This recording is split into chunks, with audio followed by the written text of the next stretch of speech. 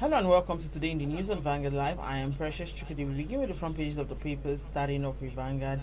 Vanguard is leading with Tinubu fires 6 ministers, hires 7 new ones in cabinet rejig. Rider says names Bianca Ojukwu, 6 new ministers, redeploys 10, appoint Shehu Diko chairman, National Sport Commission. Buhari's ex-minister takes over Labour. SGF, HOS working on merger of ministry. And we can see a photo story showing pensioners protest in Abuja. A diaspora Nigerians to get BVN, and that's come from Cardoso. Federal government withdraws the money laundry charge against the Binance official Gambarian. Mixed reaction as federal government scraps the Niger Delta Ministry. The writer says it was renamed and not scrapped, and that's come from federal government. We won't allow it. Federal government using South money to develop other commission, and that's coming from Clark.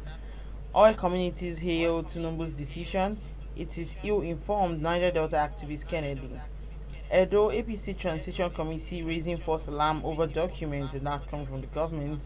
Federal government gives Julius Berger 7 days ultimatum over Abuja Kaduna Road project. Stories above. IMF wants Nigerians to focus more on increasing tax revenue.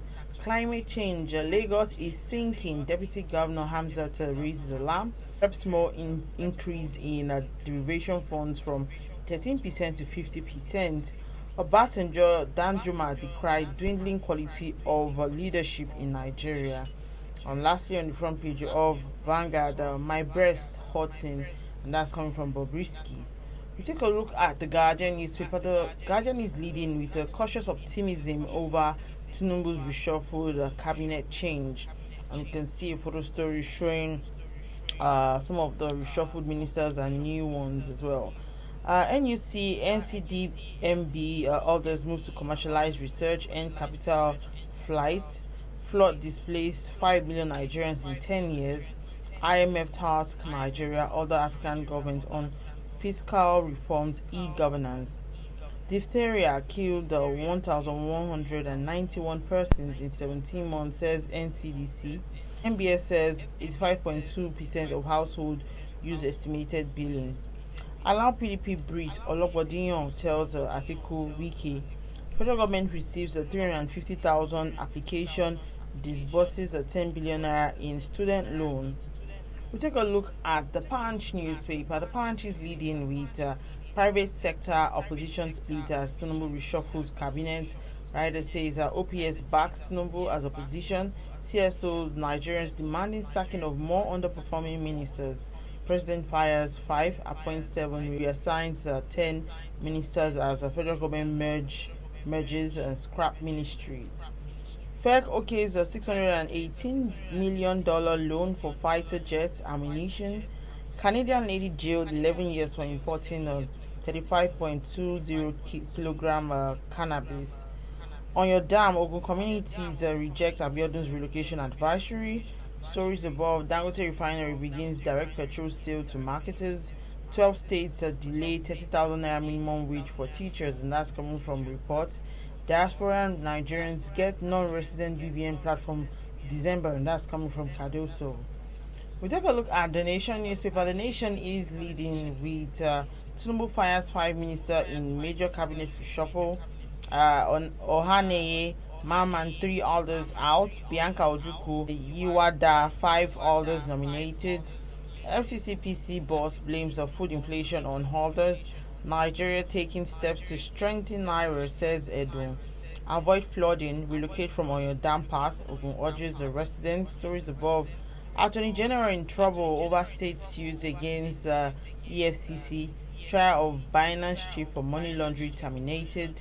NBIS plans a BVN platform for Nigerians in diaspora by December. And lastly, on the front page of the Nation newspaper, how a federal government tax reform can gain support by IMF. And that's how we can take on the front pages. Join us after the break.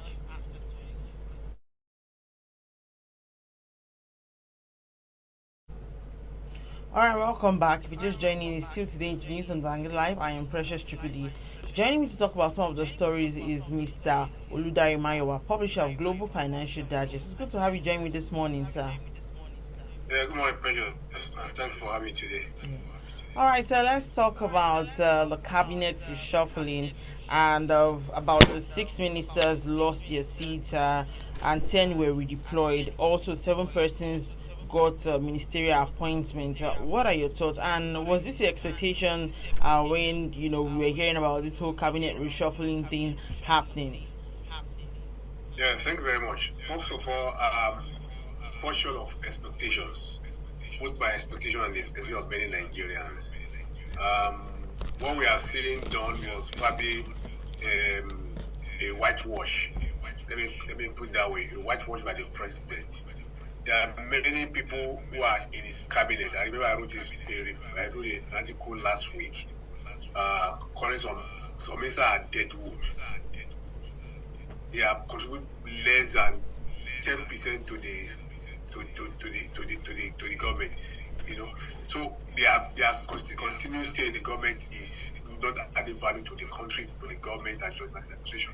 So many people expect that government actually removes a lot of people. For example, let me look at it in terms of power. The minister in charge of power, everybody had that he has not been doing anything. They have not seen any impact on that sector. That tech sector has been continuing to generate. In 1 week alone, we have 3 national grid collapse. In the sense, like a minister in charge of such sensitive area will have been resigned by himself, not even allowed to be thrown away. But it's still retaining. The woman brought from the Ministry of Trade and Investment to be Minister of Finance, Minister of State for Finance. She has been redundant in her own ministry. She doesn't know probably what it entails to be a minister in the Ministry of Investment and Trade and Investment. Yet you are bringing to support a man that has a very larger view of the economy. Where probably many people are expecting that President Tinubu will have appointed an economist like a chief economic advisor to help to actually man that office. But that office looks so many balls to him. And there are many ministers like that. You go through this to the government, and it gives credence to speculation in the system, perhaps that people have been lobbying to make sure that their candidates are retained in the cabinet, and we don't have any holistic view. So for me, the rejig comes short of expectation. Apart from Jumoke Duole, which for function under Vice President Yemi Osinbajo last time, the new people is bringing in. What is the appointment of Solidari as special advisor on communication and the rest in Ministry of Information? So it's for me it's like the presidency has not had a grasp of what it entails to manage a economy and a nation like Nigeria, because we have seen some passat appointment movements that does not bring any motion in this government, and it shows probably the lack of direction. If the government has a direction, they will appoint people who help them to drive towards that direction in a speed that will accelerate the growth they intend to achieve. But what we are saying is that people who are appointed as a minister based on political consideration. If you go to Ministry of Defense, the 2 people who are in Ministry of Defense, I've not seen their impact. I've not seen anybody has seen their impact. Yet they are retained, probably based on political consideration. So these are by and large, like I said, the cabinet regime was come short of expectation really. All right. Which of the ministers that lost their seat do you think that didn't have to go with the whirlwind? I don't see any of them. They deserve to go, because in recent of it, in this administration, we are not seeing an outstanding minister who has really pushed the needle. We're not seeing an outstanding minister. There was time people are praising the Minister of Interior, and you go to passport office, for example, was not that the seemingly before he was doing that place that will probably change the narrative. But go to passport, you still see on the towns all over the place. You see people, you are still going to pay some other table money for you to be able to get your passport renewed or get a new passport at that place. the number of days to wait more, has not been reduced. Nothing has changed in that department. So those are things that giving some leeway in the pipeline past. But we have seen that all those reformers fat flat on his face. Yet he is retained. Look at our sport, what they have been going through. So I've not seen any outstanding minister in Tinubu's administration. None of them. Not even 1 year ago. When there's so much hope for 1 year because he was one of the was first related to serve in rejig before they bring Kemi Adeosun. But so far so good. We are not seeing any dynamics introduced to the ministry to accelerate growth in this economy. All the policies have been so flat. So for me, the government needs to do holistic review. I mean, we are going through economic reform. We are not seeing outstanding economists who can help the people to drive the process. We're not seeing people who are energetic, who have the right idea, who can drive the process to success. So none of them. If people like me have his way, President Tinubu should have sacked all the cabinet and replaced them with new blood, new people to help lessen the economic hardship people are facing today. 1 year, how many months down the line, the year has gone from like 20 to 0. And what are they doing? What is the benefit of ministers that could not drive process, that could relieve the pains of the people, that could accelerate the growth of the economy, that will have impact on the people? All we are here is scandals of stealing, oil party and the rest.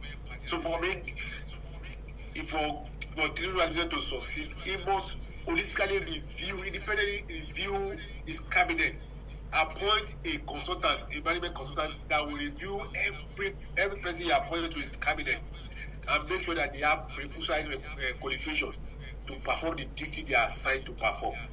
We are not saying that we are still having a musical share. Don't thank me for and backward. We don't necessarily achieve anything, and Nigeria continue to suffer. That's where I look at it, really. Yeah, all right. The scrapping of the Niger Delta Ministry has obviously raised mixed reaction. Elder statesman Chief Edwin Clark has said that the Niger Delta people will not accept the move, and he also alleged that the federal government was planning to use the resources of South to fund other zonal development commission. How do you react? No, the idea of a zonal regional development commission is archaic to me.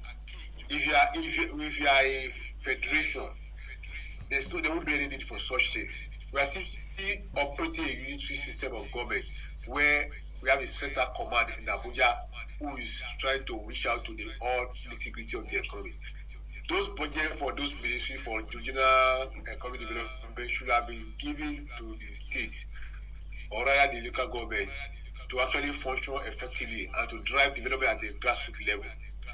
Niger Delta Ministry has been a seed of corruption since it was established. It has not really moved the needle. It has not really impacted the community that is supposed to impact.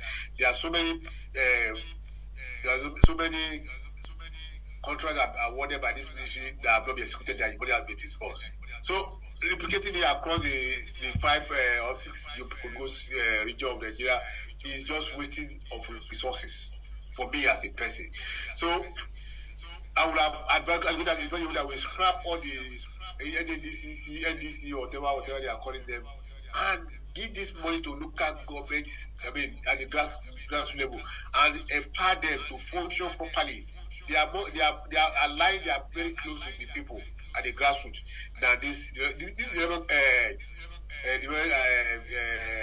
commissions are just opportunity for people to grab the resources of this country to their pocket.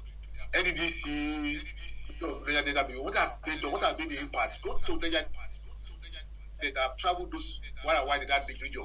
People are still living in Pedro. There are some part of that Niger Delta that people cannot drink the water from that location. They have to buy water. No road. People are going through poverty. No elevation for them. That's why you see some criminality going on in those places. So what is the essence of a commission that does not have any impact on the people?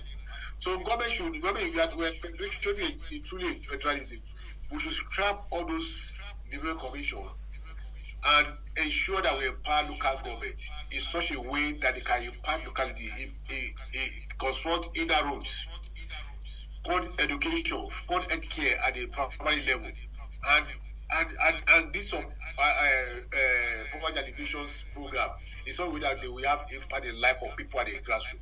And these are government that could touch people's life if they are strengthened and empowered to function properly. That's where I look at it. So either they scrap Niger Delta Ministry or centralize it, it will not amount to anything.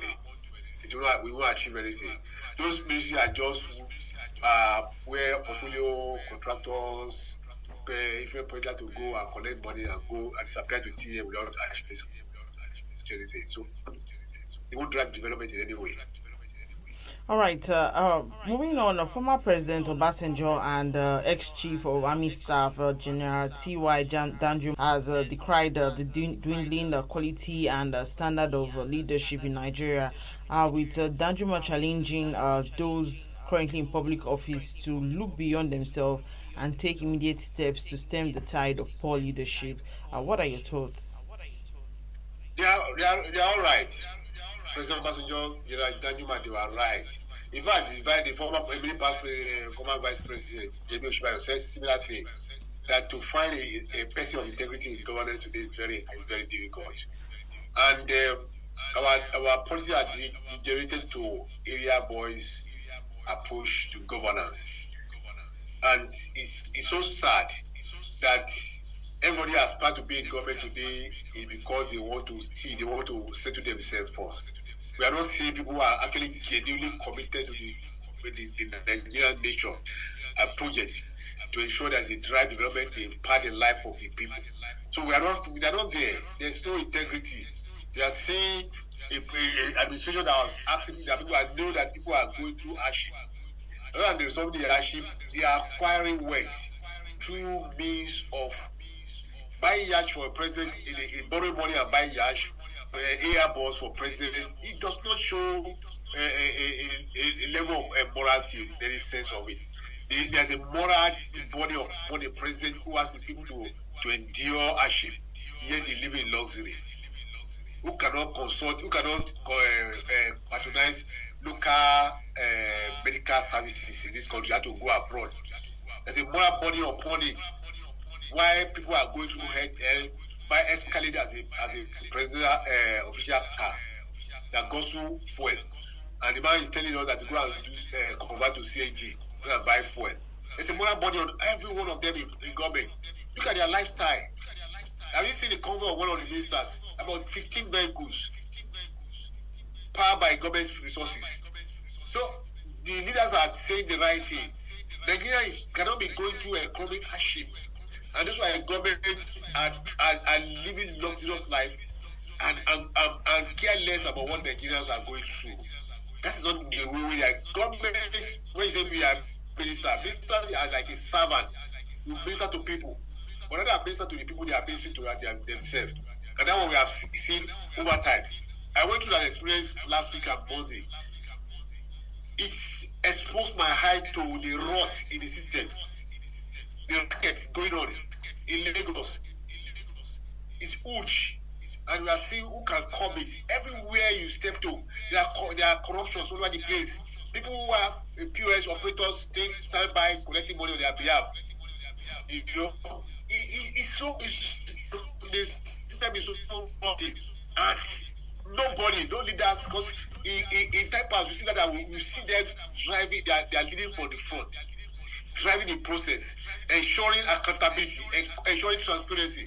We can't find them anywhere any longer. Nobody's accountable. Nobody sees you. I saw a footage of Minister of Frank Capital Territory, Wike, talking to some land people and talking to them. I don't be here. We were very rude to them, as he was a high horse, arrogant. A minister is supposed to minister to people. It seems that both the people is supposed to be ministering to. So these people are right, and sometimes I get worried. Who will change the system? Who will improve the system? Because this crop of leadership cannot do it. Because they have not shown a right example to do it. So they can't move the needle. They can't change anything. So our leaders are right. Obasanjo is right. Danjuma is right. Yemi Oshibajo is right. All right, moving on now. The Deputy Governor of Lagos State, Dr. Obafemi Hamzat, has raised the alarm that Lagos State is gradually sinking due to climate change, and that the state faces imminent danger of submersion if proper steps are not taken. What are your thoughts? The government is right. I can see the effect of all those things across, not only Nigeria alone, across the nations of the world. And for Lagos, Lagos is below the sea level. I don't think that even people are still going to piece of areas and build on those areas. A friend of mine works in the Escargot on the ridge, and he said something when we met this week. He said he has never seen the sea level rising to this level ever.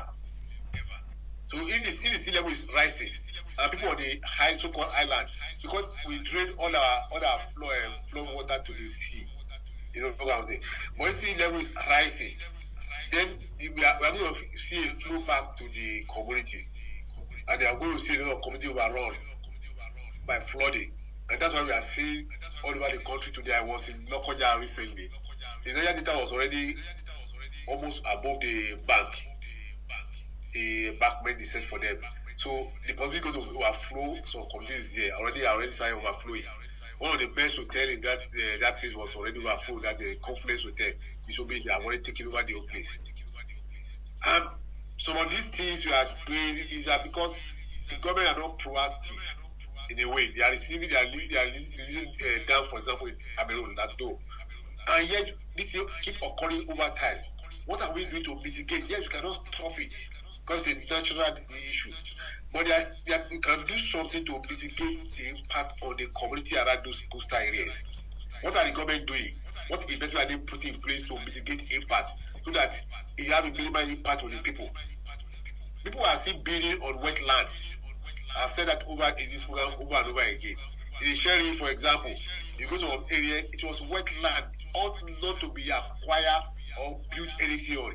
So we are building like a buffer zone where government preserve for floodplain to water to flow through and allow the animals, the monkeys and the birds, in a kind of like a buffer zone. I've seen that in the Sierra nation.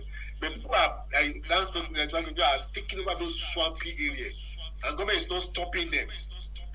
So when there is flooding, those people are overrun by water and they run back to government. And the same government try running excavator. But what they need to do is probably to dredge some canal way to allow the water to fully flow, at least to reduce its impact, and discourage people from building on those areas. We're not seeing that happening, and now we are seeing disaster and the body. And what can the government say? Relocate. When you ask people to relocate, where are they relocating to? Are you making any alternative position for them? Are you consider that it may be very difficult for people to relocate? Unless government intervene on their behalf. So it's a serious issue, but we need to have a concerted effort to remedy the situation. And I appeal to government to do the needful. There are a lot that government could do. We have an ecological fund at the national level that been given to state government to address such issue. And they addressing, we have about Borno State when they were giving 800 billion and spending only 20 billion to out of that money, and probably the rest was diverted to something else. It's a sorry case, really. All right, let's touch on Mr. and Mrs. before we go. And Mr. is speaking, says women are strange. They carry handbag, shoulder bag, clutch, and purse at the same time. For what I don't know. And then Mrs. replies and says, why do men have breast pockets, side pockets, and trouser pockets in one dress? Some even have pockets on their boxers. It's not equivalent. That's not it. They're talking about it. Women have one manner of thing to carry about, like they are carrying their mobile home in a way. You are carrying your makeup, you are carrying all manner of things in a bag and that kind of thing. So it's not comparable, But in the sense of it, it's a good conversation in the sense, okay, why you are equally good. How many people are carrying pockets, really? Men don't carry anything along wherever they go. Apart they are probably their wallets, or probably they have money in their pockets and they are on the move. So it's incomparable. So women have to probably reduce the baggage they are carrying, the loads. It might weigh them down. I might be too heavy on their shares. So I think besides quite to point out a very critical issue for women to consider. You don't want to carry all those things along for you to be beautiful. All right, thank you And good so man. much. Yeah, all right, thank you so much, Mr. Oludari Maiwa, publisher of Global Financial Digest. Thank you for sharing your thoughts with us this morning. Yeah, thanks a lot and have a lovely day. Yeah. Also, remember that you can equally like, share, and subscribe on all our social media platforms shown on your screen. To find out today's stories, go to our website www.vanguardindia.com. I am Precious Chukudi, and